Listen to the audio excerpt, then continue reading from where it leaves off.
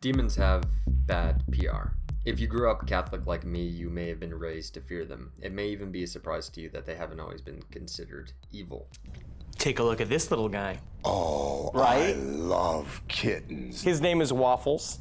He's very low maintenance. He's a no drama mama. I want to trace the history of demons back to its source and make personal some demons along the way, ending with King Paimon that appeared in Hereditary. Our Paimon. But first, you'll need some historical context.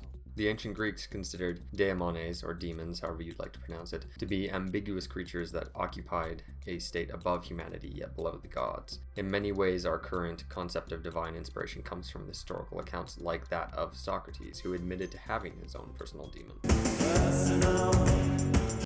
Socrates said that the demonic influence informed his opinions and advised against anything that may be a poor decision. He even consulted the demon when it came to his execution for corrupting the youth of Athens. He took its silence on the day of his death as a sign his death was neither a bad thing nor a thing to be feared. That's right, the person that some consider the father of critical thinking took the advice of a demon. A divine and demonic thing comes to me. This began in childhood. A certain voice comes, and whenever it comes, it always turns me away from what I'm about to do, but never urges me to go ahead. Again, in the context of the times, demons could be good or wicked. They merely furthered the cause of the person summoning them. Like a genie, which comes from jinn, an old Arabic word that roughly translates to darkness or covert. Make out.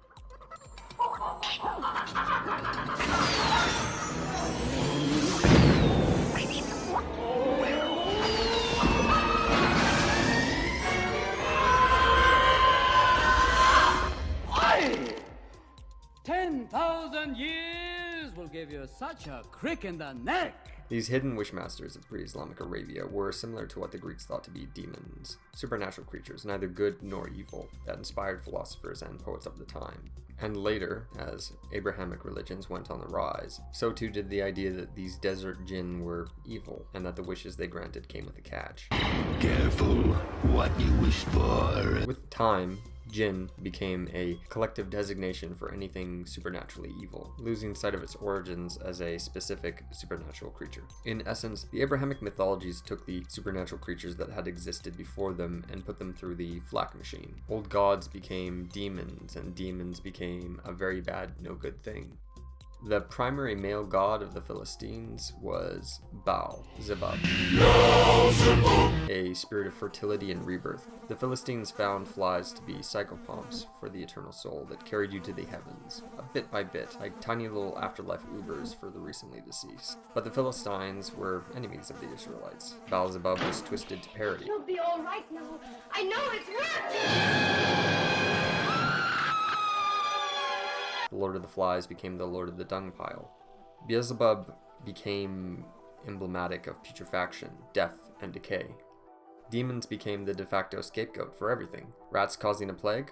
Unlikely. Probably demons, and their familiars. Best to kill the cats that are keeping the rat population down, just to be sure. We're agents of the church here. Women stepping out of their prescribed roles? They're probably communing with demons, so we should burn them, just to be sure. Actually, that's a kind of a fallacy. They tended to just hang them over a bridge, over a body of water. Hell, even the term scapegoat finds its roots in the name of the demon Azazel. Once a year, ancient Israelites would transfer their collective guilt to a sacred goat by having their high priest confess their sins over it, and then drive the poor bastard off into the desert as a sacrifice to the demon Azazel. Samuel Mathers, one of the founders of the Hermetic Order of the Golden Dawn, a sort of magical bro club, which had such famous alumni as Aleister Crowley and William Butler Yeats, argued that the rabbis had another name for Azazel, Paimon. Your first introduction to the Demon King, Paimon, may have been through the recent hit film, Ghoulies. What do you guys want to do? Well, we could play hide and go seek. Yeah. What about Trivial Pursuit? I got an idea. Let's do a ritual.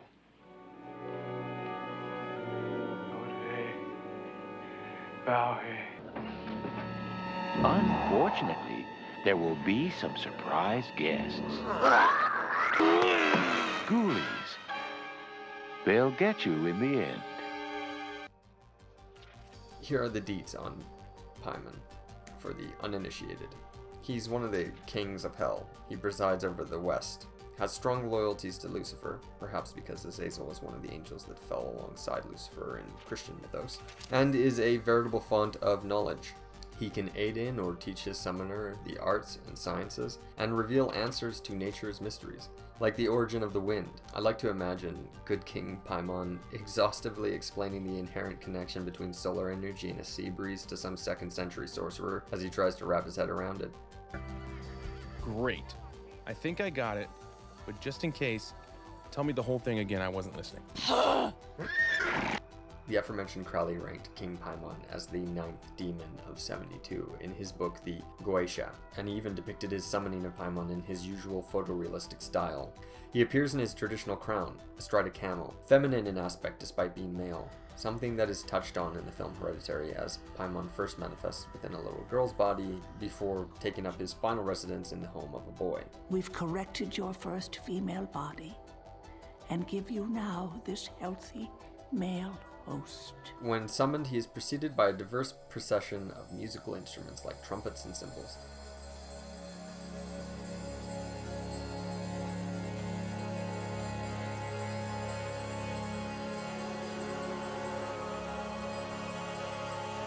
There is even a thought that Paimon's name, Tinkling Sound, might tie him to Isis or another Mesopotamian goddess. It might also clarify why accounts of Paimon's appearance are androgynous. While we're on the topic of his representation in the movie, I have found no such depiction of Paimon with several severed heads. The image exists to boost up Paimon's stats as the big baddie for the end finale, as far as I can tell.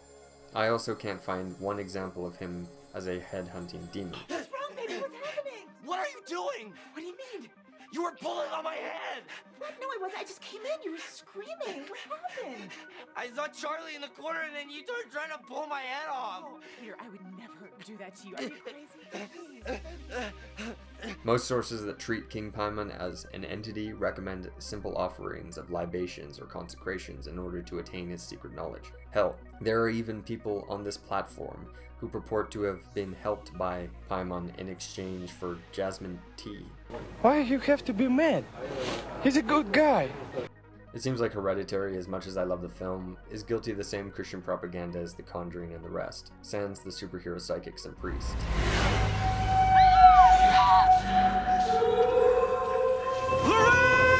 The closest thing I can find is that in The Discovery of Witchcraft, the author Scott translated King Paimon's accepted offerings not as libations, but as sacrifices, which does indeed give affairs with him a more nefarious tone, but likely refers to the goat sacrifices affiliated with his history, not human sacrifices. Rub the floss gently up and down. Going off the text, it's likely that if King Paimon was summoned to aid the family with his secret knowledge of, say, philosophy or medicine, Give us your knowledge of all secret things. he would have likely recommended medication and therapy for whoever the hell summoned him. In fact, the final scene of Hereditary plays out a little different with this context. Perhaps the look of shock on the actor's face isn't from Charlie seeing his dismembered family. It's from the Demon King Paimon vested inside, wondering just exactly why the hell he's been summoned to a treehouse and surrounded by rotting corpses and naked assholes.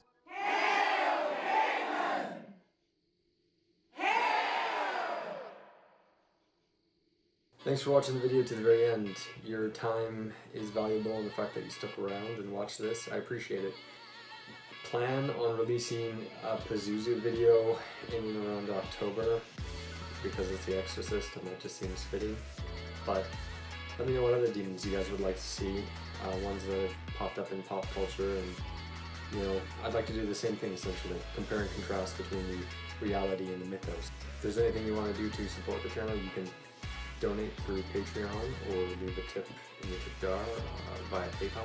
So, again, thanks guys for sticking around. Take care until next time.